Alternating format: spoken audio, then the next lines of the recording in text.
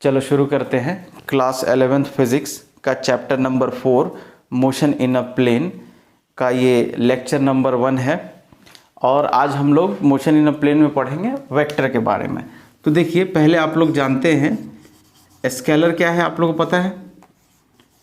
Vector क्या है आप लोगों को पता है। हम लोग वेक्टर के बारे में डिटेल में पढ़ेंगे। स्केलर क्या होता है? जिसके पास सिर्फ मैग्नीट्यूड रहे।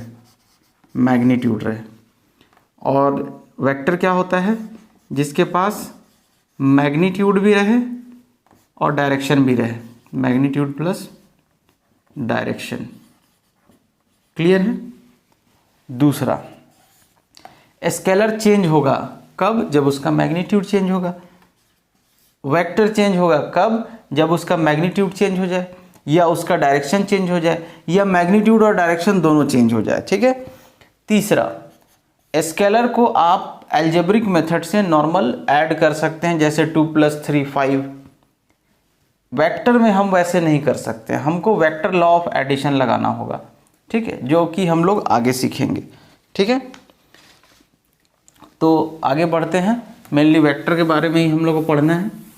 तो अब देखिए, रिप्रेजेंटेशन ऑफ वेक्टर। तो वेक्टर समझ आता है, जैसे आप मान लीजिए डायरेक्शन सबको पता है, नॉर्थ, साउथ, वेस्ट, ईस्ट।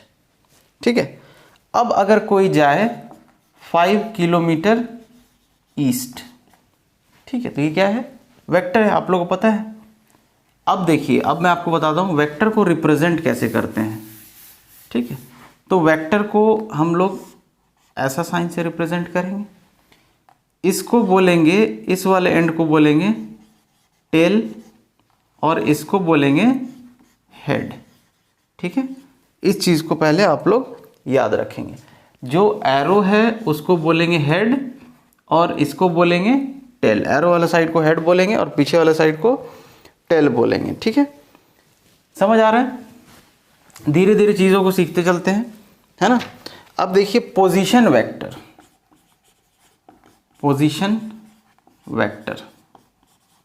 तो आप लोगों को नाम पढ़ के ही लग रहा होगा, पोजीशन वेक्टर क्या बताएगा?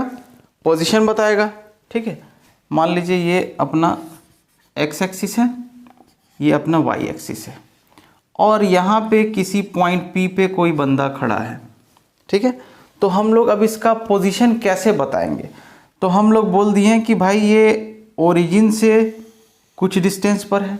बात समझ आ रही है? देखिए, वेक्टर का यूज़ करके हम लोग डायरेक्शन, एग्जैक्ट लोकेशन बताने की कोशिश कर रहे हैं, कहाँ है पोजीशन वेक्टर इसके रेस्पेक्ट में। तो ये क्या है? ओरिजिन है ये। तो मैंने बोल दिया कि ओरिजिन से 5 किलोमीटर या 5 मीटर के डिस्टेंस पे है ओरिजिन पे। अब आप सोचिए, ओरिजिन से 5 मीटर डिस्टेंस इधर भी हो सकता है, इधर भी हो सकता है, कहीं भी हो सकता है ना, कहीं भी हो सकता है। तो सिर्फ ये बोलना कि ओरिजिन से 5 मीटर का डिस्टेंस, ये काफ़ी नहीं है सिर्फ इतना बोलना। बात समझ आ रही है ना? क्यों? क्योंकि भाई ओरिजिन से 5 मीटर इधर है, तो यहाँ भी हो सकता था, यहाँ भी, कहीं भी हो सकता था ओरिजिन से 5 मीटर। तो अब हम इसमें क्या करते हैं, हम लोग एक चीज़ ऐड करते हैं कि हम लोग एंगल बता देते हैं एक्स एक्सिस से कितना एंगल, थीटा।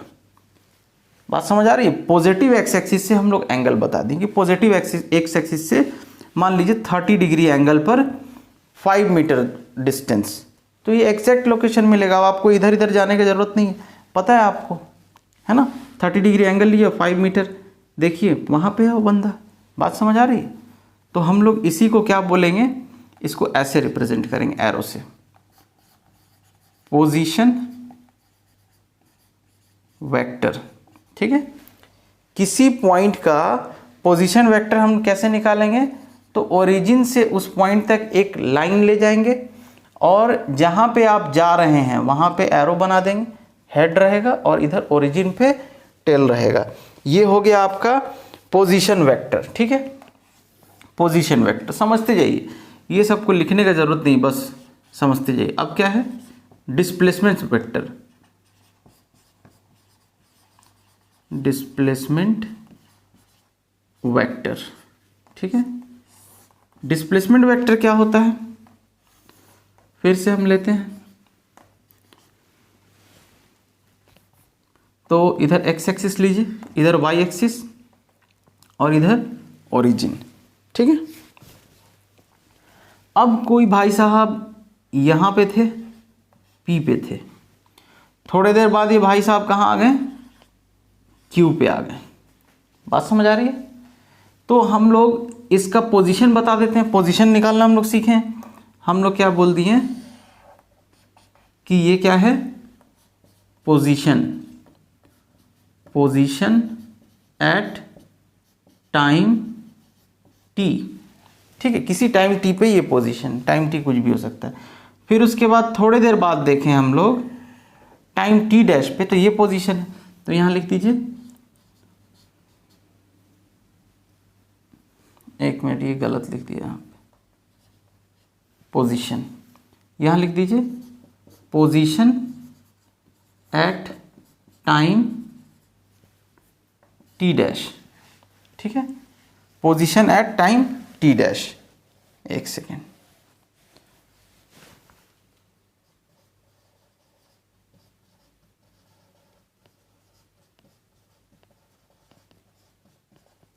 ठीक है, तो डिस्प्लेसमेंट कितना हुआ, इतना हुआ डिस्प्लेसमेंट। ये देखिए पोजीशन को ऐसा एरो देके दिखाएं, इसके भी पोजीशन को ऐसा एरो देके दिखाएं, तो पोजीशन में क्या चेंज आया, यहाँ था यहाँ हो गया। तो ये जो चेंज है, ये जहाँ आप थे वहाँ पे टेल रहेगा और जहाँ पहुँच गए वहाँ पे हेड रहेगा। इसी को क्या बोलेंगे, डिस्प्लेसमेंट वेक्टर। बात समझ आ रही है? इसी को क्या बोलेंगे, डिस्प्लेसमेंट वेक्टर बोलेंगे। ठीक है, क्लियर है, समझ आ रहा है? ठीक है, इसको नोट कर लेंगे। यार नोट करने की ज़रूरत नहीं है, इसको नोट मत कीजिए, कोई ज़रूरत नहीं है नोट करने का। इसको बस ध्यान में रखिएगा आप लोग, है ना, कि हम लोग P पर थे, Q पर पहुंच गए, तो कहाँ से कहाँ एरो दिए, जहाँ थे वहाँ पे टेल रहेगा, जहाँ पहुँच गए वहाँ पे हेड रहेगा। और ये इस टाइप का ट्रायंगल बन रहा है। ट्रायंगल कैसे बनाए, तो हम O पे थे, सॉरी P पे थे, तो O से P पोजीशन वेक्टर क्या हुआ, OP। ठीक है, position vector OP, position vector इसका क्या लिखेंगे, OP, इसका पोजीशन वेक्टर OQ। ठीक है, और ये अपना क्या है, डिस्प्लेसमेंट है, PQ। ठीक है, PQ डिस्प्लेसमेंट है। अब आगे देखिए, इक्वल वेक्टर क्या होता है, इक्वल वेक्टर, तो दो वेक्टर जिसका मैग्नीट्यूड और डायरेक्शन दोनों सेम हो। ठीक है, जिसका मैग्नीट्यूड और डायरेक्शन दोनों सेम हो। जैसे ये एक वेक्टर दिया है, ऐसे नोट करते हैं वेक्टर ए को, है ना, वेक्टर ए लिखना है तो ऐसे लिखेंगे, और ये दिया है वेक्टर बी। अब मैं दोनों को मैंने बराबर बनाया है और डायरेक्शन भी सेम रखा है। ठीक है, तो अगर वेक्टर ए और वेक्टर बी का डायरेक्शन सेम है, डायरेक्शन दिख रहा है, सेम डायरेक्शन है, और दोनों का मैग्नीट्यूड सेम है, तो क्या बोलेंगे, इक्वल वेक्टर से दोनों, वेक्टर ए बराबर वेक्टर बी, ये इक्वल वेक्टर होता है। समझ आ रहा है? अब निगेटिव ऑफ अ वेक्टर क्या है, तो मान लीजिए कि यहां पे है यही सेम वेक्टर ए और ये है वेक्टर बी, दोनों का मैग्नीट्यूड सेम है लेकिन डायरेक्शन अपोजिट है। ठीक है, एक अगर लेफ्ट से राइट जा रहा है तो दूसरा राइट से लेफ्ट आ रहा है। ठीक है, डायरेक्शन फिर से सुन लो, मैग्नीट्यूड सेम है, मतलब अगर ये 5 है तो ये भी 5 है, लेकिन डायरेक्शन अलग है, तो ये +5 ये -5, तो ये क्या होगा, निगेटिव ऑफ अ वेक्टर। इसी को क्या बोलेंगे, निगेटिव ऑफ अ वेक्टर। हम लोग क्या लिखेंगे, B = निगेटिव ऑफ वेक्टर ए। याद रखिएगा, ये तभी लिख सकते हैं जब दोनों का मैग्नीट्यूड सेम हो, दोनों का मैग्नीट्यूड सेम हो लेकिन डायरेक्शन अलग है, तो इसीलिए यहाँ माइनस लगा दिए। बात समझ आ रही है? A = लिखेंगे निगेटिव ऑफ B, तो ये क्या होता है, निगेटिव ऑफ अ वेक्टर। ठीक है, अब मॉडुलस ऑफ अ वेक्टर क्या होता है, मॉडुलस ऑफ अ वेक्टर मतलब उसका मैग्नीट्यूड, वेक्टर के मैग्नीट्यूड की हम लोग बात करेंगे। तो अगर आपको वेक्टर का मैग्नीट्यूड निकालना है, मॉडुलस निकालना है, तो उसको कैसे लिखते हैं, देखिए उसको लिखते हैं मॉड ऑफ वेक्टर ए। ये साइन का मतलब मॉड, ठीक है, मॉड ऑफ वेक्टर ए। बात समझ आई। अब ये कुछ आ जाएगा आपका, सपोज ए आ गया, कुछ भी लेंथ आ जाएगा। अब इसमें डायरेक्शन नहीं रहेगा, क्यों? क्योंकि हम मॉडुलस निकाल रहे हैं, मतलब सिर्फ मैग्नीट्यूड निकाल रहे हैं। बात समझ आ रही, क्लियर है? Magnitude of a vector, magnitude, modulus of vector मतलब वेक्टर का मैग्नीट्यूड, उसका वैल्यू, न्यूमेरिक वैल्यू उसका 5 है, 10 है, कितना है। और इसका जो मॉडुलस है, मैग्नीट्यूड है, वो क्या होगा? मैग्नीट्यूड पॉजिटिव ही रहेगा, हमेशा पॉजिटिव ही लेते हैं मैग्नीट्यूड, या तो जीरो होगा या पॉजिटिव होगा। निगेटिव कब आता है? जब आप उसमें डायरेक्शन भी डाल देंगे तो निगेटिव फिर हम लोग शो करेंगे। अब देखिए यूनिट ऑफ अ वेक्टर, तो अगर मान लीजिए कोई वेक्टर ए है, कोई वेक्टर ए है, उसका यूनिट वेक्टर निकालना है, तो क्या करेंगे? यूनिट वेक्टर को लिखते हैं ए कैप, ठीक है, ये भी वेक्टर का साइन ए कैप, मतलब ये बताता है यूनिट वेक्टर, ये आप लोग याद रखेंगे। ए कैप मतलब ए का यूनिट वेक्टर क्या होगा? Vector A divided by vector A का मैग्नीट्यूड। बात समझ आ रही है? ये होता है यूनिट वेक्टर। इसका एग्जांपल आप ऐसे समझिए कि मान लीजिए आपने 50 चॉकलेट खरीदा है, ठीक है, 50 चॉकलेट खरीदा है, सपोज कुछ भी 500 रुपये में, 50 चॉकलेट आपने खरीदा है 500 रुपये में। अब अगर प्राइस की बात की जाए, एक चॉकलेट का प्राइस कितना है, तो आप 500 में 50 से भाग दे देते हैं। वैसे ही यहाँ यूनिट वेक्टर का बात है, प्राइस का यहाँ बात कर रहे हैं ना, प्राइस, एक चॉकलेट का प्राइस, या हम लोग यूनिट वेक्टर का बात कर रहे हैं, ठीक है। मतलब यूनिट वेक्टर मतलब एक मैग्नीट्यूड, एक मैग्नीट्यूड, उसी डायरेक्शन में एक मैग्नीट्यूड। तो आपने क्या किया आपने कि उस वेक्टर को लिया और उसमें उसी वेक्टर के मैग्नीट्यूड से डिवाइड कर दिया, तो ये मिल जाएगा आपका यूनिट वेक्टर, ठीक है, ये मिल जाएगा आपका यूनिट वेक्टर। बात समझ आ रही है? यूनिट वेक्टर ऑफ वेक्टर ए क्या होगा कि वेक्टर ए, वेक्टर जिसका यूनिट वेक्टर निकाल रहा है वो वेक्टर अपॉन उसका मैग्नीट्यूड, उसका मॉड। ये क्यों कर रहे हैं, समझ आ रहा है ना? चॉकलेट वाला एग्जांपल समझे ना, 50 चॉकलेट का प्राइस 500 रुपये है, तो आपसे यूनिट चॉकलेट, एक चॉकलेट का प्राइस कोई पूछेगा तो आप क्या करेंगे? Total price upon number of chocolates. बात समझ आ रही? टोटल प्राइस अपन एक अप्रोच है समझाने के लिए, ठीक है। तो वैसे ही यहाँ पे यूनिट वेक्टर निकालना है, ठीक है, यूनिट वेक्टर, यहाँ यूनिट प्राइस निकालना था, यूनिट चॉकलेट का प्राइस, एक चॉकलेट का प्राइस, यहाँ यूनिट वेक्टर निकालना है, ठीक है। तो यूनिट वेक्टर क्या होगा?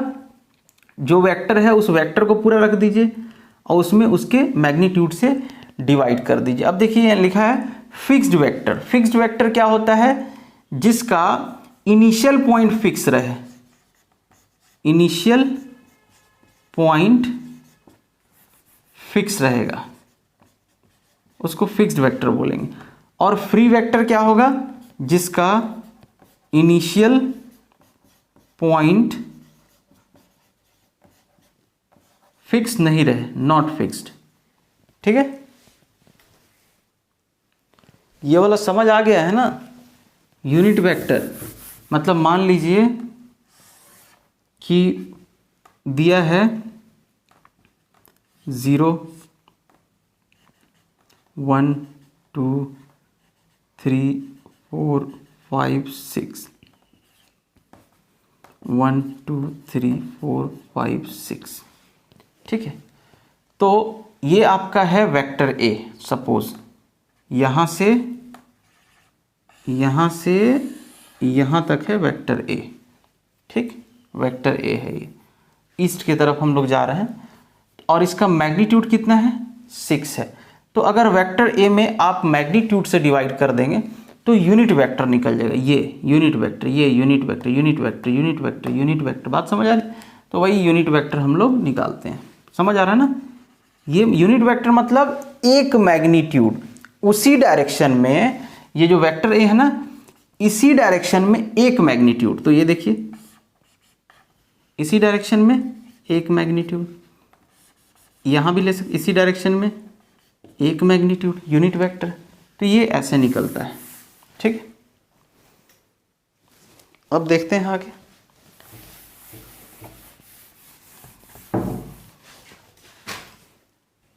अब देखते हैं हम लोग कोलिनियर वेक्टर्स। कोलिनियर वेक्टर्स, ठीक है। कोलिनियर वेक्टर क्या है? कोलिनियर वेक्टर समझने से पहले आपको बता दूं पैरेलल वेक्टर क्या होता है। ये तो समझ आता है सबको, पैरेलल वेक्टर है, पैरेलल वेक्टर है ये दोनों, ठीक है। अब दूसरा वर्ड एंटी पैरेलल, इनको पैरेलल वेक्टर्स या लाइक वेक्टर्स बोलते हैं अगर इनके बीच का एंगल 0 डिग्री। अभी दोनों के बीच में एंगल कितना है? एंगल 0 डिग्री, पैरेलल है दोनों, 0 एंगल। अब आता है ये पैरेलल, लिखिए पैरेलल। अब आता है anti parallel. Anti parallel, anti parallel क्या होता है कि एक अगर इधर है तो दूसरा उसके अपोजिट में रहे, ठीक है। और वेक्टर के साथ आप लोग एक चीज याद रखेंगे, जैसे मैंने यहां लिखा है वेक्टर ए, तो आप इसको जहां चाहें इसके पैरेलल शिफ्ट कर सकते हैं। आपका मन किया इसको यहां शिफ्ट करने का, यहां शिफ्ट कर दिया आपने। आपका मन किया इसको यहां शिफ्ट करने का, यहां शिफ्ट कर दिया आपने। आपका मन किया इसको यहां शिफ्ट करने का, यहां कर दिया। मन किया यहां शिफ्ट करने का, यहां शिफ्ट कर दिया। तो कोई भी अपना गिवन वेक्टर उसको हम पैरेलल शिफ्ट कर सकते हैं, पैरेलल जहां चाहे वहां शिफ्ट कर सकते हैं, ठीक है। तो एंटी पैरेलल, एंटी पैरेलल क्या होता है? ये ए है, ये बी है। अब इसको पैरेलल शिफ्ट करके इधर लाइए। इन दोनों के बीच में कितना एंगल है? 180 डिग्री। बात समझ आ रही है? दोनों के बीच में कितना एंगल है? 180 डिग्री। वही होता है एंटी पैरेलल। अपोजिट है एक दूसरे के, ये देखिए एक इधर है एक इधर, मतलब कितना एंगल है? 180 डिग्री है। इसमें कितना एंगल है? 0। तो इसका एंगल कैसे निकालें? 0 डिग्री। दिख रहा है भाई, सेम लाइन है, सेम डायरेक्शन है, 0 एंगल, अपोजिट डायरेक्शन है, अपोजिट डायरेक्शन है, एंगल 180। एक इधर जा रहा है एक इधर आ रहा है, एंगल 180, अपोजिट डायरेक्शन है। बात समझ आ रही है? कोलिनियर वेक्टर आप समझिए आप इसी से। एंड पैरेलल समझ आ गया, पैरेलल रहे, सेम डायरेक्शन में रहे, ठीक है। इनको लाइक वेक्टर्स भी बोलते हैं। और एंटी पैरेलल क्या होता है?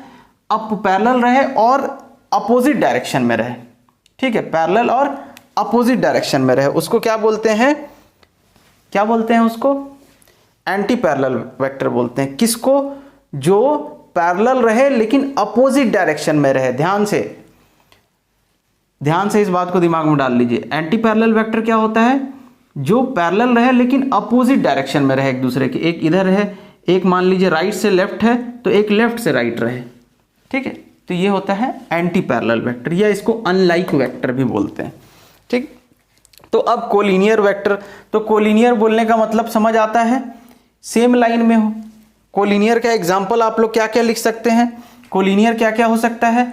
या तो वो पैरेलल रहेगा तो भी कोलिनियर कहलाएगा, एंटी पैरेलल रहेगा तो भी कोलिनियर कहलाएगा, मतलब एक ही लाइन में रहना चाहिए। अब जैसे देखिए पैरेलल वेक्टर है, ये है वेक्टर ए, वेक्टर बी, ठीक है। Vector A, vector B parallel है। अब आप इसको क्या कर रहे हैं? एक ही लाइन में लिख दीजिए, पैरेलल शिफ्ट कर दीजिए। वेक्टर ए, वेक्टर बी, क्या है ये? पैरेलल है, पैरेलल है, तो ये एक ही लाइन में आ रहा है। पैरेलल मतलब सेम डायरेक्शन, मतलब एक सेम डायरेक्शन, मतलब एक ही लाइन में आ सकता है, तो इसको क्या बोलेंगे हम? कोलिनियर वेक्टर बोलेंगे, सेम लाइन में रहे। अब ये देखिए एंटी पैरेलल, एंटी पैरेलल भी कोलिनियर होता है, पैरेलल भी कोलिनियर है, एंटी पैरेलल भी कोलिनियर है। कैसे? तो ये एक वेक्टर ए है, ये एक वेक्टर बी है, ठीक है। अब मैं इसको लिख रहा हूँ, ए को मैंने लिखा यहाँ, और इसके अपोजिट क्या है? एक सेकेंड, ये अपोजिट बना लीजिए, एंटी पैरेलल। इसके अपोजिट क्या है? बी है। इसके बीच में एंगल 180 डिग्री, ठीक है। तो ये भी क्या है? कोलिनियर है, सेम लाइन में रहे। तो कोलिनियर वेक्टर कौन कौन सा कैसे हो सकता है? या तो पैरेलल रहे या एंटी पैरेलल रहे। और पैरेलल और एंटी पैरेलल का मतलब मैंने आप लोगों को बता दिया है, ठीक है। कोलिनियर वेक्टर हो गया। अब देखिए coplanar vector.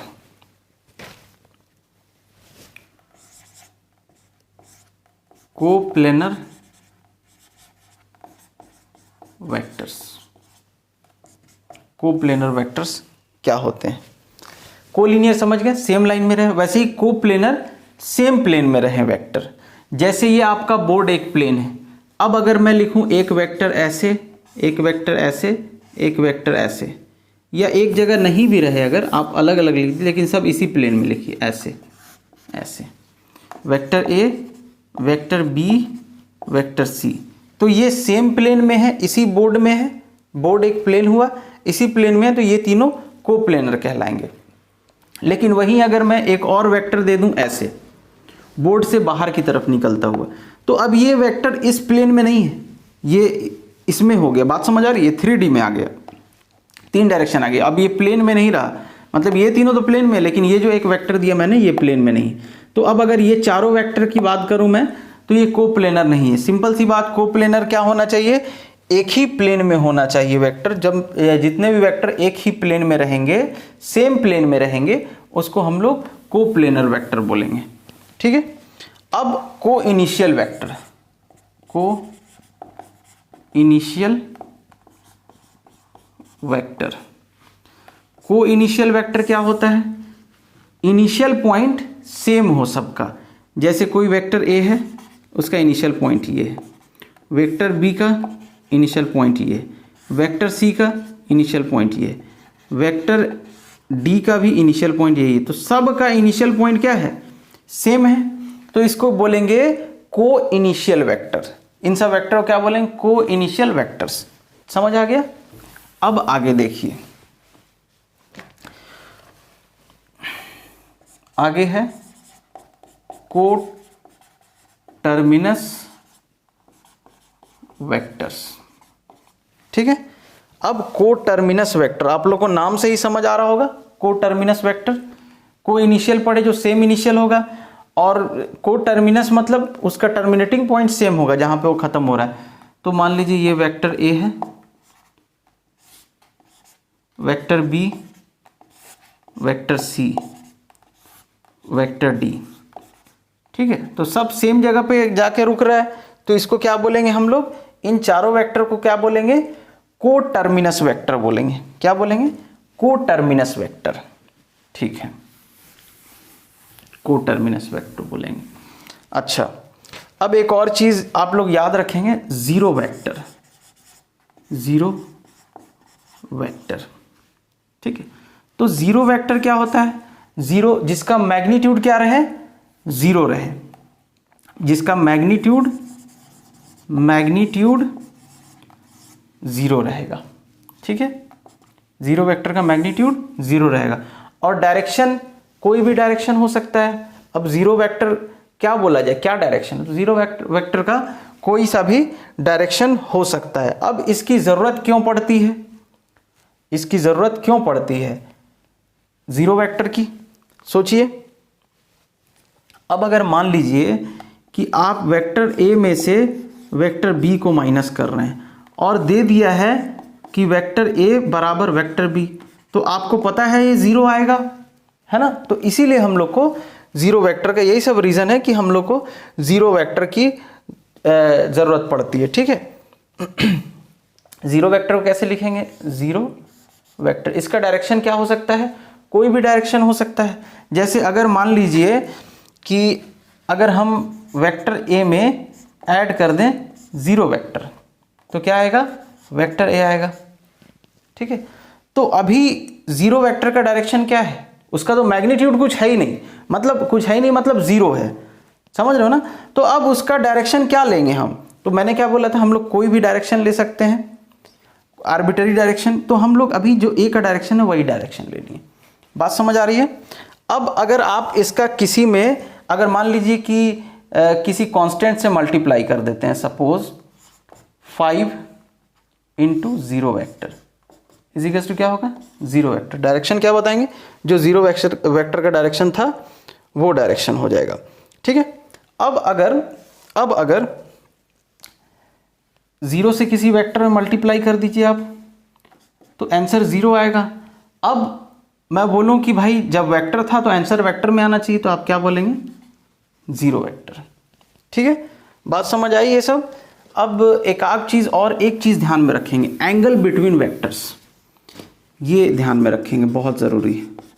Angle between two vectors, ये बहुत इंपॉर्टेंट है। दो वेक्टर के बीच में एंगल कैसे लेना है, तो आप याद रखिएगा कि हमेशा ऑलवेज जो आपका एंगल है वो होगा always angle between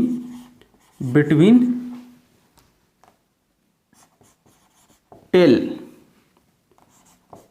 two tail, ठीक है, टेल टू टेल या हेड टू हेड, ये चीज याद रखना है आप लोग को,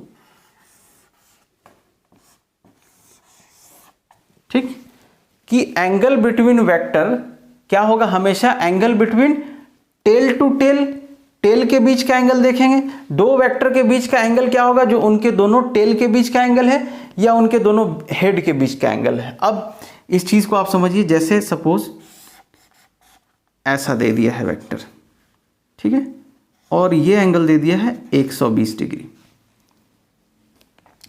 अब देखिए यहां पे एक एग्जांपल लेते हैं, ऐसा ये है 30 डिग्री, ठीक है, और एग्जांपल लेते हैं, तो सपोज ये है, मान लीजिए आप 90 डिग्री, या 90 नहीं 80 डिग्री रख लेते हैं। एक और एग्जांपल लेते हैं, ऐसे ये दे दिया है 75 डिग्री। तो अब आपको बताना है एंगल बिटवीन वेक्टर। तो एंगल बिटवीन वेक्टर के बीच में के लिए आपको क्या याद रखना है कि एंगल हमेशा दो वेक्टर के किसके बीच देखेंगे, टेल से टेल के बीच में, ऐसा लिख लीजिए, टेल से टेल के बीच में या हेड से हेड के बीच में, ठीक है। तो ये देखिए, ये क्या है, टेल है, ये क्या है, हेड है, ये क्या है, टेल है, ये क्या है, हेड है। तो अब ये जो एंगल 120 दिया है, ये टेल, हेड और टेल के बीच का एंगल है। बात समझ आ रही है? एकदम ध्यान से समझिए, ये सबको लिखने का जरूरत नहीं है, समझ लेना है बस। तो ये 120 हेड और टेल के बीच का एंगल है, हेड और टेल के बीच का एंगल। तो क्या ये 120 दो वेक्टर के बीच का एंगल है? नहीं है, ये 120 दो वेक्टर के बीच का एंगल नहीं। दो वेक्टर का बीच का एंगल हम कैसे लेंगे, हमेशा या तो टेल से टेल के बीच देखेंगे या तो हेड से हेड के बीच देखेंगे। तो अब हम लोग एंगल कैसे करेंगे, तो इसको हम लोग आगे शिफ्ट कर देंगे, ऐसे। बात समझ आ रही है? इसको आगे शिफ्ट कर दिया ऐसे। ये मान लीजिए ये वेक्टर ए है, ये वेक्टर बी है, तो इसको इधर शिफ्ट कर सकते हैं, है ना, इसी डायरेक्शन में कर दिया, पैरेलल शिफ्ट कर दिया इसको। तो ये हो गया वेक्टर बी। अब देखिए ये वाला एंगल कितना है, 60 डिग्री। तो एंगल बिटवीन वेक्टर्स क्या लिख देंगे, थीटा बराबर 60 डिग्री। अब हमारा काम बन गया। अब किसके बीच देख रहे हैं, टेल से टेल के बीच देख रहे हैं, दोनों वेक्टर के टेल से टेल के बीच। अब यहाँ बताइए, यहाँ तो ऑलरेडी है, ये देखिए, ये वेक्टर ए है और ये वेक्टर बी है। तो वेक्टर ए का टेल, वेक्टर बी का टेल, दोनों के बीच में 30 डिग्री है। तो एंगल बिटवीन वेक्टर 30 डिग्री। समझ आ रहा है? ये चीज़ एकदम ध्यान में रहना चाहिए। दो वेक्टर के, बार बार बोल रहा हूँ, दो वेक्टर के बीच का एंगल हमेशा टेल से टेल के बीच वाला एंगल लेंगे या हेड से हेड के बीच का एंगल लेंगे। ये वेक्टर आप लोग को शिफ्ट करने आ गया है, ठीक है। अब यहाँ पे देखिए, अब यहाँ पे बताइए, टेल से टेल के बीच का एंगल है, हेड से हेड के बीच का एंगल है? नहीं, ये क्या है, हेड और टेल के बीच का एंगल है। अगर ये वेक्टर ए है और ये वेक्टर बी है, तो अब आप कैसे करेंगे, ये ए भाई साहब को इधर ला देंगे। बात समझ आ रही है? इधर शिफ्ट कर दिए तो ये कितना आ गया, 100 डिग्री, 100 डिग्री आ गया। तो यहाँ एंगल 100 डिग्री हो गया। टेल से टेल आ गया, अब आ गया टेल से टेल।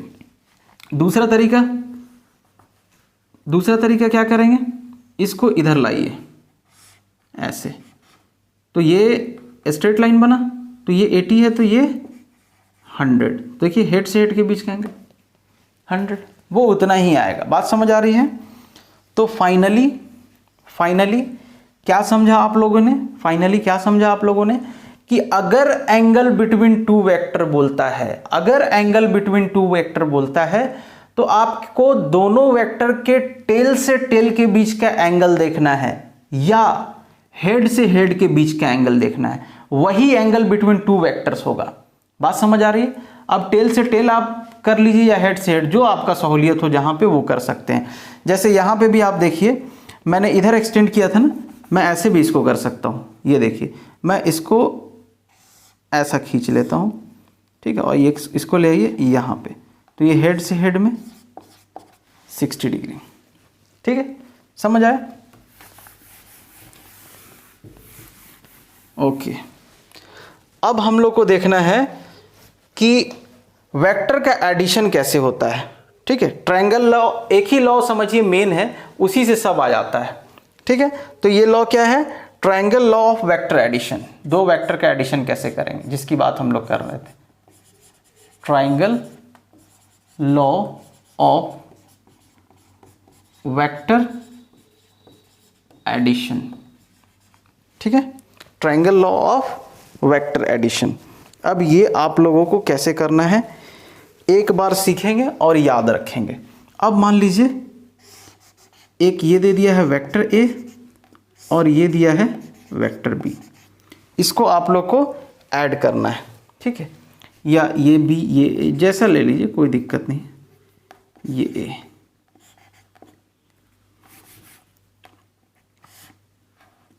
अलग अलग लिखा हुआ है ना दोनों वेक्टर।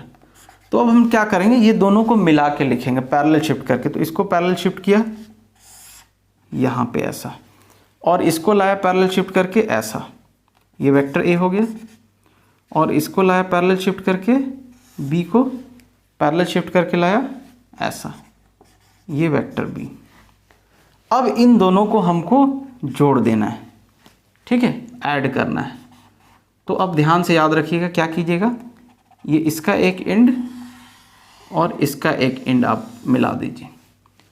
अब ये जो आपको मिल गया यही vector A plus vector B है, दोनों का रिजल्टेंट वेक्टर है, दोनों को ऐड करके ये वेक्टर आएगा।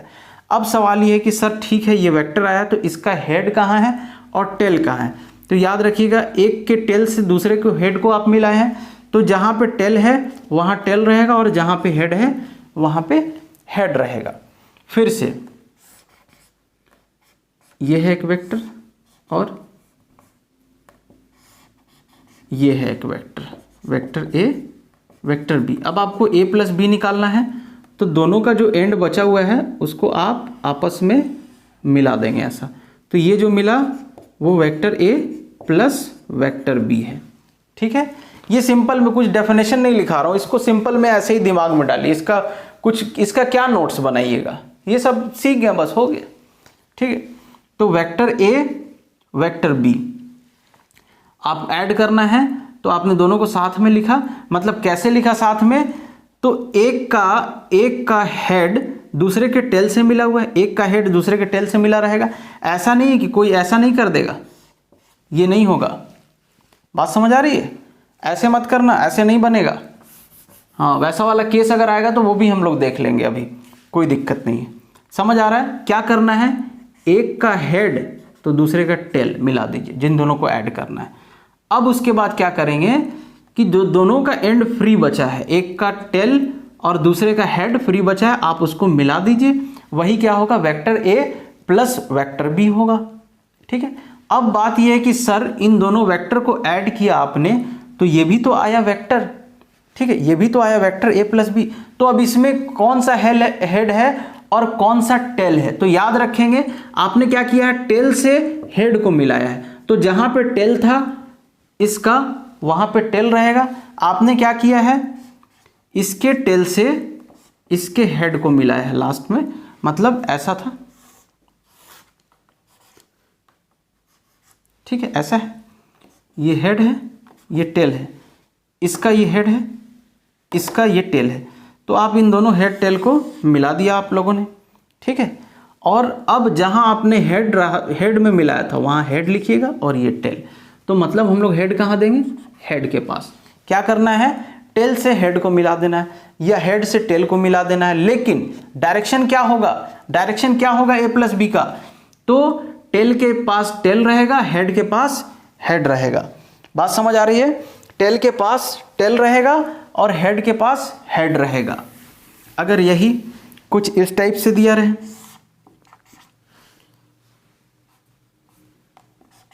ऐसा है वेक्टर ए और ये है वेक्टर बी, ठीक है, ये वेक्टर ए है, ये वेक्टर बी है। अब आपको इन दोनों वेक्टर को ऐड करने के लिए बोले, इन दोनों वेक्टर को ऐड करने के लिए बोले, तो आपने ऐसे लिख दिया पहले। अब ट्रायंगल बनाएंगे, इन दोनों को मिला दीजिए। यहां आपको सबसे पहले क्या ध्यान में रखना है, एक का हेड दूसरे के टेल से मिला रहे, एक का टेल दूसरे के हेड से मिला रहे। ये नहीं कि टेल टेल मिला रहे, हेड हेड मिला रहे, तो नहीं होगा। वो केस हम लोग आगे देखेंगे, parallelogram law of vector addition कहलाएगा वो, ठीक है।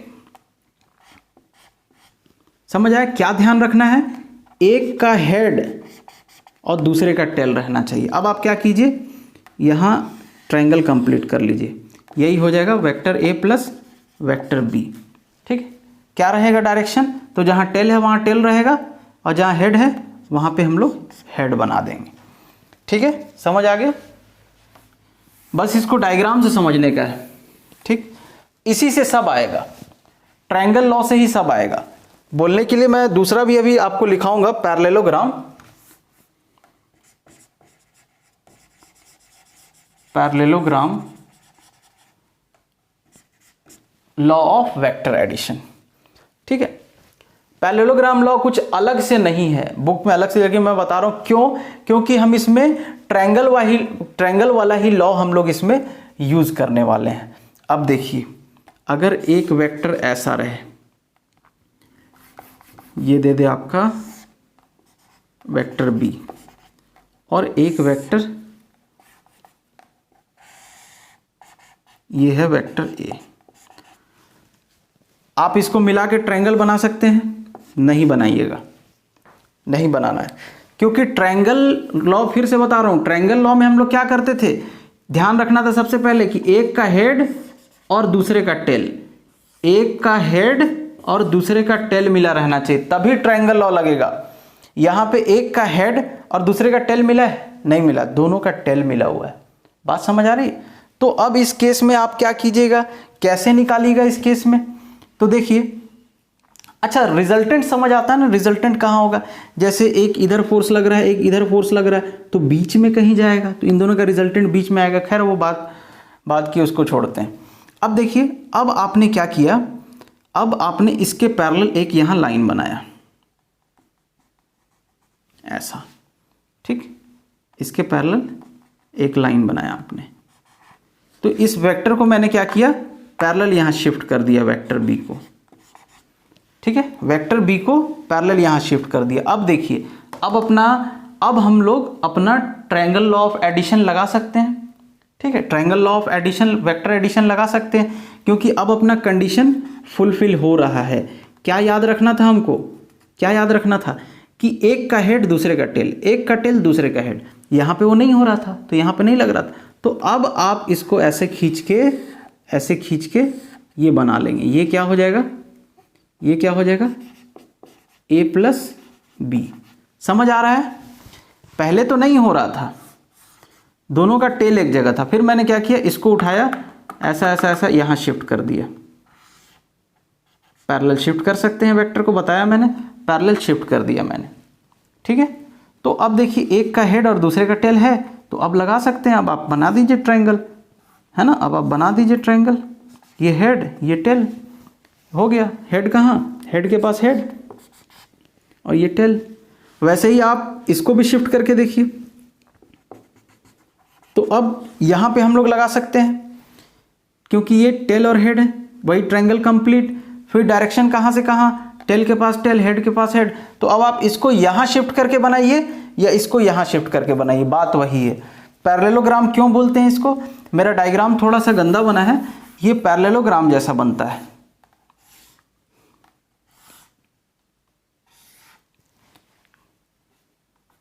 ठीक है। पैरेललोग्राम क्यों बनता है समझ गए ना, इसको पैरेलल शिफ्ट कर सकते हैं यहाँ, या इसको पैरेलल शिफ्ट कर सकते हैं यहाँ, तो ये इसके पैरेलल, ये इसके पैरेलल, पैरेललोग्राम बनेगा। ये था अपना वेक्टर बी ऐसे टाइप से, और ये है वेक्टर ए, दोनों का टेल टेल साथ में है, ठीक है, दोनों का टेल टेल साथ में है, टेल टेल दोनों का साथ में, वेक्टर ए और वेक्टर बी का टेल और टेल साथ में। तो यहाँ ट्रायंगल हम नहीं बना सकते हैं। ट्रायंगल कब बनाएंगे, जब एक का हेड और दूसरे का टेल, एक का हेड दूसरे का टेल साथ में हो, इसको मिला के ट्रायंगल बना देंगे और लिख देंगे डायरेक्शन लिख के कि भाई ए प्लस बी। तो यहाँ नहीं कर पा रहे थे तो हम लोग बी को यहाँ से यहाँ शिफ्ट कर दिए, बी को यहाँ शिफ्ट कर दिए। अब देखिए हेड टेल आ गया, अब यहाँ से ऐसा मिला दीजिए, ठीक है।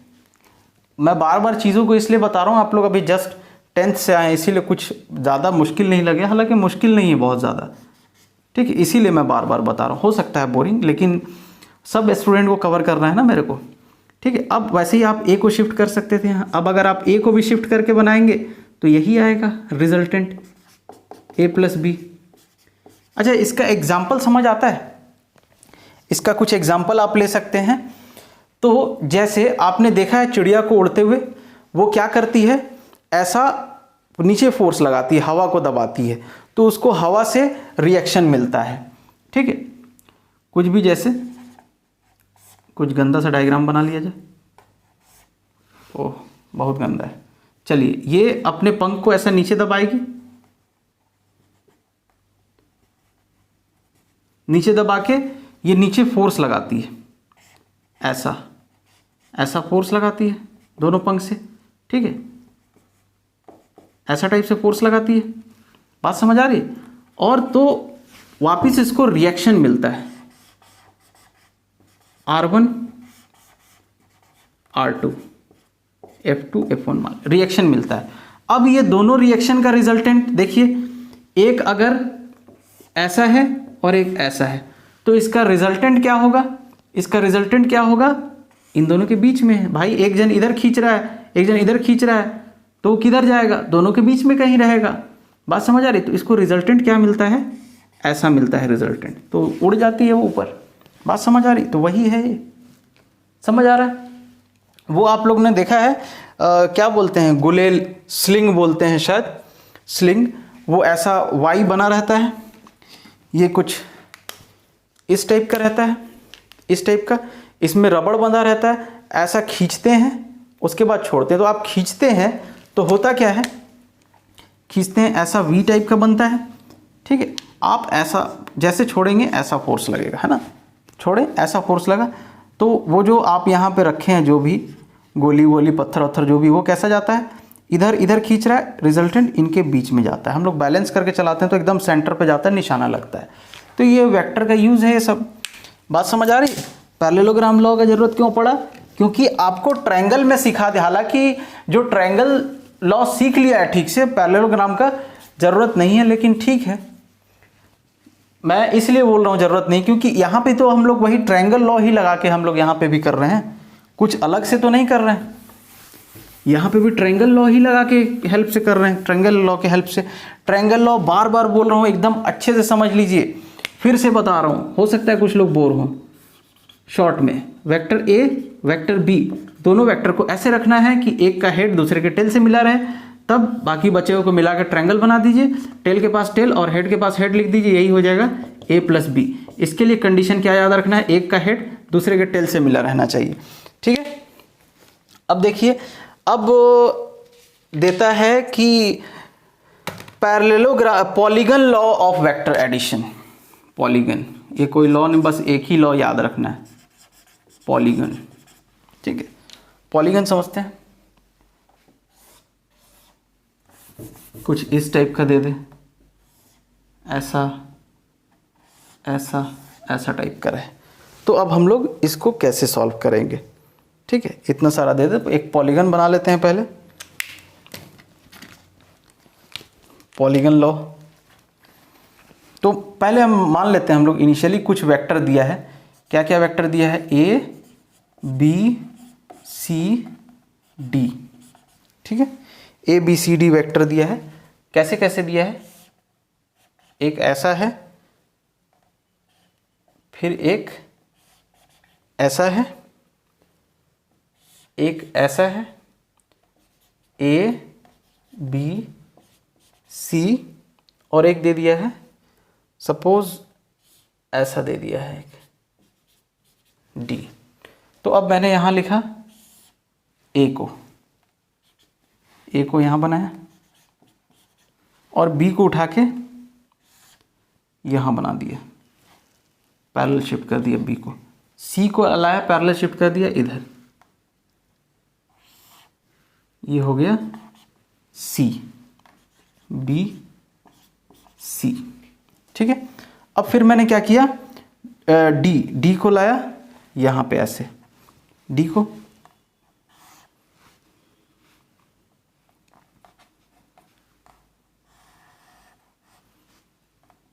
ऐसा टाइप से, ये डी है। तो अब हम लोग सॉल्व करना शुरू करते हैं।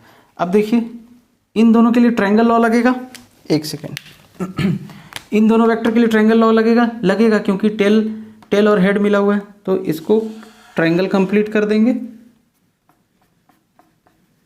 और यहाँ हेड के पास हेड, टेल के पास टेल, ये क्या हो जाएगा vector A plus vector B. अब ये वेक्टर ध्यान से देखिए और ये वेक्टर, ये वाला वेक्टर और ये वाला वेक्टर ट्रायंगल बनाएगा क्योंकि इस वेक्टर का हेड इस वेक्टर के टेल से, तो यहां भी आप ट्रायंगल बना दीजिए। ठीक, इसका टेल इसका हेड इसके टेल से जुड़ा हुआ इसीलिए, और यहां टेल हेड कहां देंगे, तो हेड के पास हेड, टेल के पास टेल। अब इसका रिजल्टेंट क्या होगा, तो जिन दो को ऐड कर रहे थे किसको, एक है ए प्लस बी और एक है सी, तो ये क्या हो जाएगा vector A plus vector B, एक हो गया प्लस सी दूसरा हो गया। बात समझ आ रही भाई, ये और ये ऐड कर रहे हैं, ट्रायंगल लॉ लगाइए, तो ये एक ए प्लस बी प्लस दूसरा सी।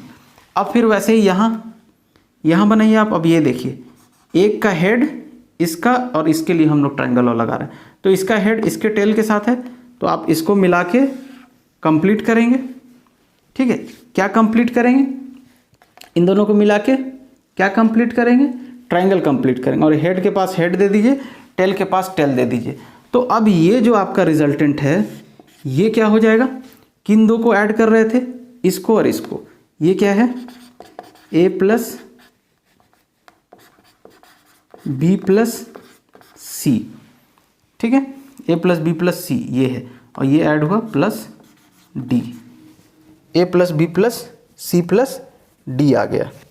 ठीक है, बात समझ आई, ये हो गया इसका डायरेक्शन ऐसा, टेल के पास टेल, हेड के पास। तो ये सब आप लोग कर सकते हैं, बस सब का बेस क्या है, triangle law of vector addition, triangle law of vector addition. तो अब देखिए अगर आपसे कोई बोले कि जो भी आप ऐड कर रहे हैं उसका रिजल्टेंट आप निकाल के बताइए, उसका मैग्नीट्यूड, जैसे vector A plus vector B is equal to, इसका अगर मैग्नीट्यूड कोई पूछे तो ये होता है under root A square plus B square plus 2ab cos theta होता है, 2ab कॉस थीटा। तो अब मैं ये प्रूफ करके दिखाऊंगा कि ये कैसे होता है। चलिए देखिए, analytical method of vector addition. तो यहां पे हम लोग को क्या निकालना है, मैग्नीट्यूड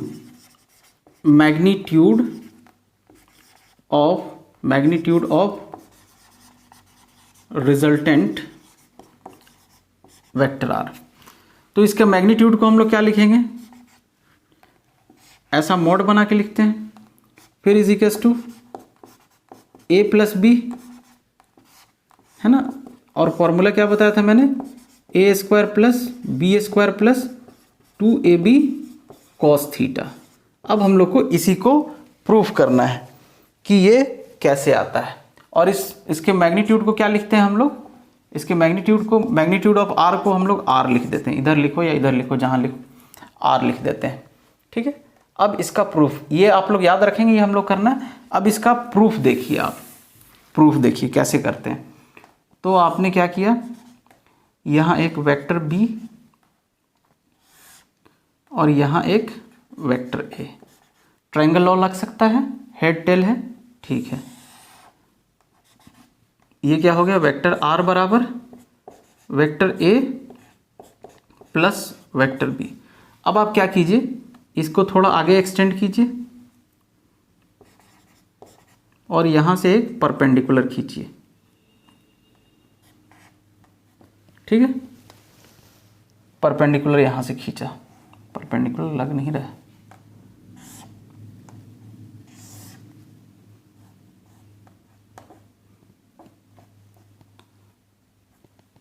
ठीक है। ये ऐसे ही परपेंडिकुलर, इसको कुछ वेक्टर वेक्टर समझने का जरूरत नहीं है।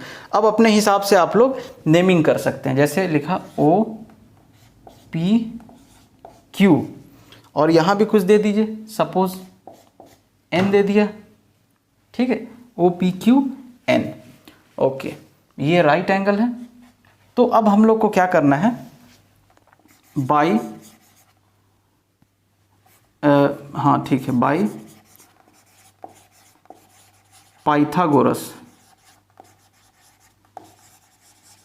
Theorem in triangle, right angle triangle O Q N, O Q N, ठीक है। तो O Q N is equals to, O Q N में पाइथागोरस लगाइए तो क्या बोलेगा पाइथागोरस कि ओ क्यू स्क्वायर बराबर O N square plus Q N square, ठीक है।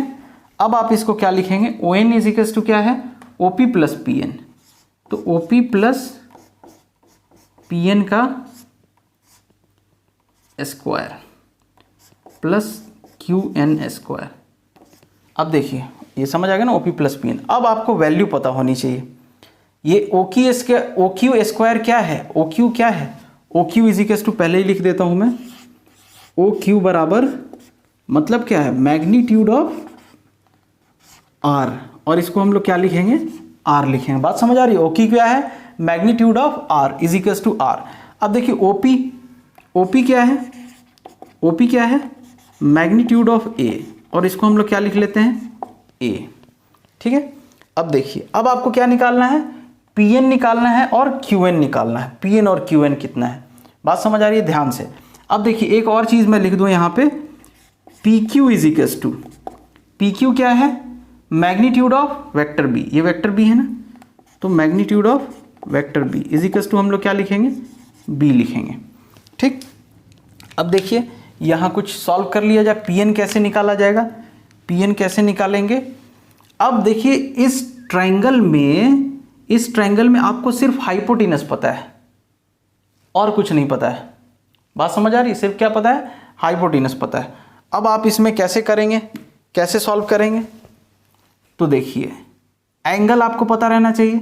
अब यहाँ एंगल ये वाला होगा या ये वाला होगा, तो मैंने बोला था एंगल ये नहीं लेते हैं, टेल से टेल, अगर हम इसको इधर बढ़ाएंगे, इधर आगे बढ़ाएंगे वेक्टर को, तो यहाँ टेल होगा, तो ये एंगल आप ले लीजिए, एंगल बिटवीन वेक्टर्स थीटा।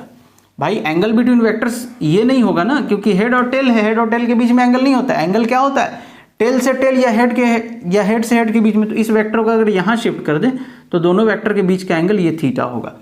तो अब यहाँ देखिए, in triangle P Q N में अगर मैं आपसे पूछूं कि साइन थीटा बताइए, तो sine theta is equals to क्या होता है, पी बाई एच, मतलब क्यू एन बाई क्या हो जाएगा, एच क्या है, P Q, Q N by P Q, या ये हो जाएगा Q N is equals to, Q N की वैल्यू चाहिए ना, क्यू एन, हाँ, Q N is equals to P Q sine theta. अब पी क्यू कितना है, बी है, तो क्या मिल गया, Q N is equals to B sine theta, ठीक है।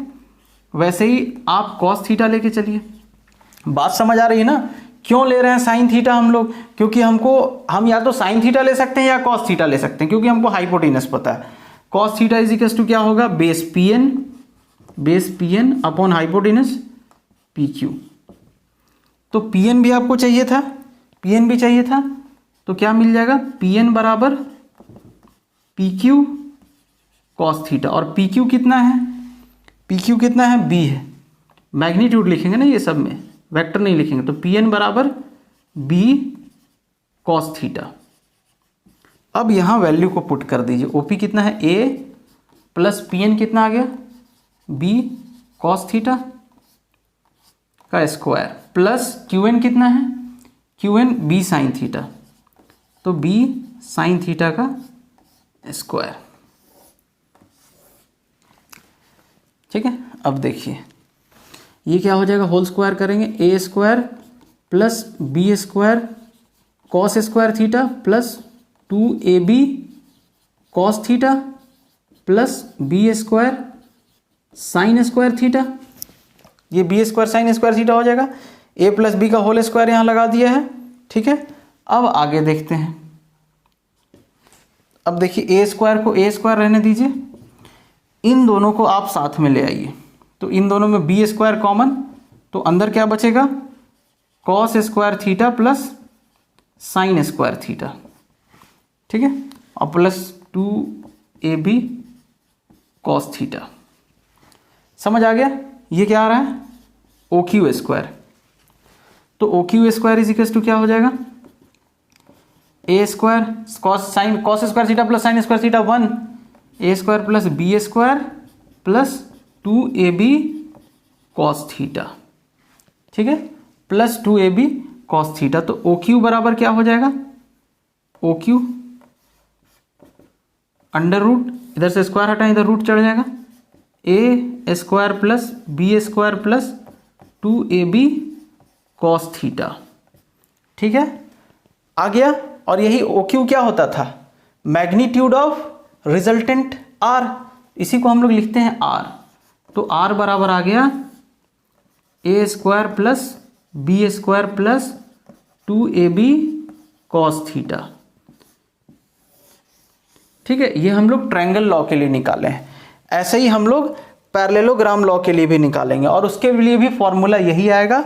मैं निकाल के दिखा देता हूं, वो ठीक रहेगा। उससे पहले ये तो रिजल्टेंट का मैग्नीट्यूड आ गया। अब कोई पूछे कि रिजल्टेंट का डायरेक्शन बताओ, है ना, मतलब कितने एंगल पे, इसको मैं मिटा देता हूं। ठीक है, अब आपको अगर बोले कि direction of the resultant vector R, जो वेक्टर आर है, ये रिजल्टेंट आया, इसका डायरेक्शन क्या है, डायरेक्शन मतलब कितने एंगल पे। तो इस एंगल को मान लिया मैंने बीटा, क्या एंगल ले लिया, बीटा, मतलब ए से कितने एंगल पे है। वैसे ही आप बी से कितने एंगल पे है वो भी निकाल सकते हैं आप लोग। यही सब काम यहाँ से भी परपेंडिकुलर खींच के इसको बढ़ा के यहाँ भी कर सकते हैं। बात समझ आ रही। तो अब यहाँ पे आपको इस ट्रायंगल में चलना है, ONQ। देखिए इन ट्रायंगल ONQ। ठीक, दूसरा वाला जो प्रूफ करूंगा मैं, वो आप लोग भी मेरे साथ करेंगे, सेम यही आएगा। अच्छा, ये R क्या है याद रखेंगे आप लोग, है ना, ये आप लोग vector A plus vector B का मैग्नीट्यूड निकाल रहे हैं, है ना। A प्लस B अगर कोई पूछे vector A plus vector B का मैग्नीट्यूड, तो ये होता है, ये याद रखेंगे आज से आप लोग। फॉर्मूला प्रूफ करके दिखा दिया मैंने। अब देखिए ONQ में अगर आप चलेंगे तो tan बीटा इज इक्वल, देखिए ये एंगल अगर पता चल गया, ये एंगल अगर पता चल गया तो हम लोग को क्या मिल जाएगा, डायरेक्शन पता चल जाएगा, कितने एंगल पे है भाई रिजल्टेंट, पहले वाले वेक्टर से कितने एंगल पे है रिजल्टेंट। बात समझ आ रही है। तो tan beta is equal to, अच्छा tan बीटा ही क्यों कर रहे हैं, क्योंकि हमको ये पता है और ये पता चल चुका है। तो tan बीटा क्या होगा, P/B माने QN बाई ON। अब आपका QN क्या लाया था, B साइन थीटा। अच्छा, ON को आप क्या लिख सकते हैं, OP प्लस PN। तो B sine theta upon OP कितना है A प्लस PN कितना है, PN कितना आया था B कॉस थीटा। ठीक है, ये आप समझ लीजिए कि रिजल्टेंट का हम लोग एंगल निकाल। तो डायरेक्शन हम लोग कैसे बता देंगे, tan बीटा बराबर B sine theta upon A plus B cos theta. यही काम, इसको रटना नहीं है, समझ लीजिए कैसे कर, वो आप कभी भी कर सकते हैं, रटिए मत, कितना रटिएगा। ये फॉर्मूला याद रहना चाहिए, इसका डेरिवेशन बता दिया मैंने, ठीक है। ये आप लोग याद रखेंगे, इसको नहीं, इसको मत याद कीजिए, इसको क्यों, अभी तो बोला मैंने इसको याद नहीं रखना है, सॉरी, ठीक है, इसको याद नहीं रखना है, बस आप ये याद रखिए कैसे हम लोग निकाले हैं। तो ये जो हम लोग ए के रिस्पेक्ट में एंगल लिए है ना बीटा, तो यहाँ भी वो एंगल हम लेके कर सकते थे, बी के रिस्पेक्ट में भी एंगल लेके कर सकते थे, फिर उसके लिए head to head, tail to tail, ये सब देखना पड़ेगा। तो ये हम लोग को डायरेक्शन बता देता है, ठीक है। अब आगे देखते हैं।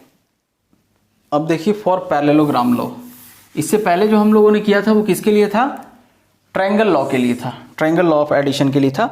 अब पैरेललोग्राम लॉ के लिए आपको करना है। तो पैरेललोग्राम में कैसा रहता था,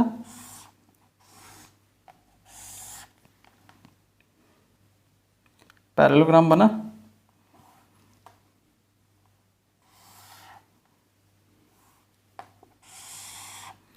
ठीक है, ये दो वेक्टर दिया रहता था, ये था आपका वेक्टर बी और ये था आपका वेक्टर ए, ठीक है। अब इसको हम लोग यहाँ शिफ्ट करते थे ताकि हम लोग इसका सम निकाल सकें, ट्रायंगल लॉ लग जाए।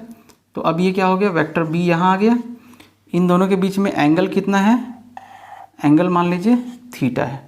अब इसको यहाँ से ऐसा मिला दीजिए, तो यही क्या होता था, रिजल्टेंट आर बराबर vector A plus vector B. अब इसको पहले ही जैसा करते हैं, ये वेक्टर बी को अंदर लिख देता हूँ। अब यहाँ से परपेंडिकुलर लाइए, ठीक है, ओ पी क्यू, आर नहीं लेते हैं कन्फ्यूज़न होगा, एस एन, ठीक है। ये एंगल थीटा है, इसके और इसके बीच का एंगल थीटा है, तो ये इसके पैरेलल है, इसके पैरेलल है ये, तो ये भी एंगल क्या होगा, थीटा होगा। अब आपको क्या करना है, फिर से बाय पाइथागोरस, ये आप लोग भी कर सकते हैं, थ्योरम इन ट्रायंगल ओपीएस, एक मिनट, ओपीएस में तो लगेगा ही नहीं, राइट एंगल ट्रायंगल में लगता है, ओएनएस, ओएनएस, ठीक है। तो ओएनएस में क्या होगा, ओएस का स्क्वायर बराबर, ओएस का स्क्वायर बराबर ओएन का स्क्वायर, ये आप लोग कर सकते हैं साथ में, एनएस का स्क्वायर, ठीक है। अब ओएन को आप क्या लिख सकते हैं, ओएन को आप क्या लिख सकते हैं, ओपी प्लस पी एन,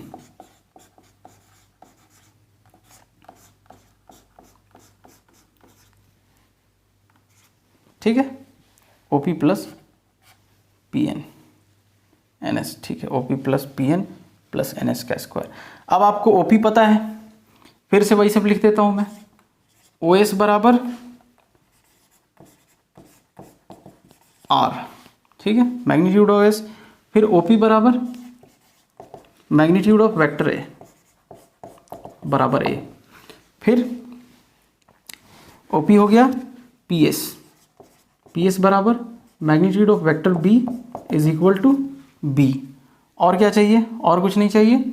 अब आप इसके बाद क्या करते थे, इन ट्राइंगल पीएनएस, पीएनएस में आप चलते थे। तो पीएनएस में साइन थीटा, साइन थीटा बराबर क्या होगा, परपेंडिकुलर बाय हाइपोटेनस, मतलब एस एन बाई ये क्या हो जाएगा पी एस। तो एस एन इजिकल्स टू क्या हो जाता था, P S sine theta, S N बराबर पी एस साइन थीटा, और पी एस कितना है, बी है, तो ये आ गया बी साइन थीटा। इसी ट्रायंगल में अब अगर हम लोग कॉस थीटा लेके चलें, कॉस थीटा बराबर P N by P S, तो पी एन की वैल्यू हमको चाहिए, तो पी एन इजिकल्स टू क्या हो जाएगा, पी एस कॉस थीटा, और पी एस कितना है, पी एस है ए कॉस थीटा, तो ये क्या हो जाएगा, ओ पी है ए प्लस पी एन कितना है, A cos theta whole square plus N S कितना है, एन एस या एस एन जो भी है, बी साइन थीटा। इसको अगर आप लिखेंगे तो A square plus A square cos square theta plus एक मिनट, कुछ गलत लिख दिया क्या मैंने? कुछ तो गलत हुआ है। पी एस बी है ना, पी एस बी है, S N P S B, okay B है, ये बी है, यही गलती हो गया था। ठीक है, तो B square cos square theta, और ये क्या हो जाएगा 2ab कॉस थीटा, ये इतने की जगह पे मैंने लिखा है, फिर plus B square sine square theta.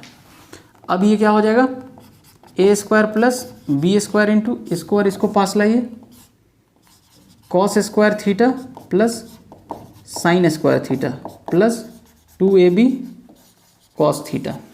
ठीक है, इसको मिटा लो, ये 1 होता है। तो O S square equals to क्या हो गया, O S square equals to क्या हो गया, A square plus B square plus A square plus B square plus 2ab cos theta. ठीक है, 2ab कॉस थीटा। अच्छा, तो ओ एस इजिकल्स टू क्या हो जाएगा, under root A square plus B square plus 2ab cos theta. Okay, और यही O S क्या है, आर है, रिजल्टेंट। तो रिजल्टेंट मतलब ए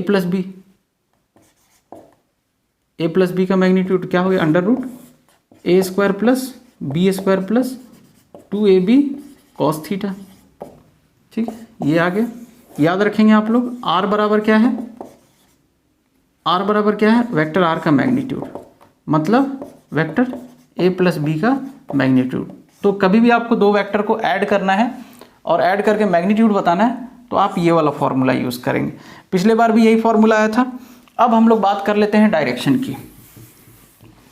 अब बात कर लेते हैं डायरेक्शन की।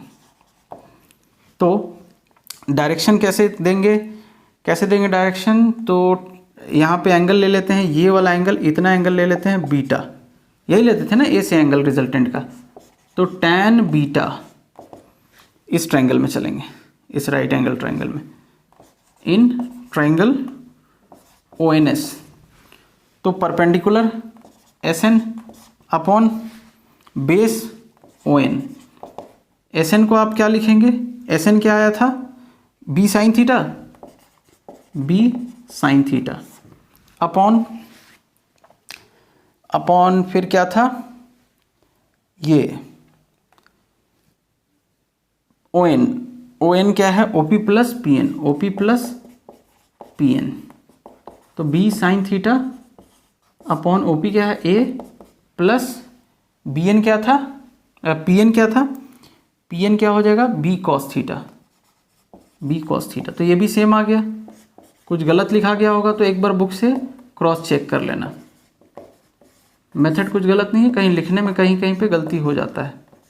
B कॉस थीटा, ये आ गया डायरेक्शन। बात समझ आई? तो इसको आप लोग नोट कर लेंगे। ये अभी जो फॉर्मूला हम लोगों ने लाया है, रिजल्टेंट a प्लस बी का vector a plus vector b का मैग्नीट्यूड, या इसी को रिजल्टेंट बोलते हैं, ये याद रखेंगे, बहुत काम आने वाला है। A square plus B square plus 2ab cos theta. ठीक है, तो इसको नोट कर लीजिए, फिर हम लोग नेक्स्ट लेक्चर में मिलेंगे। ठीक है, थैंक यू।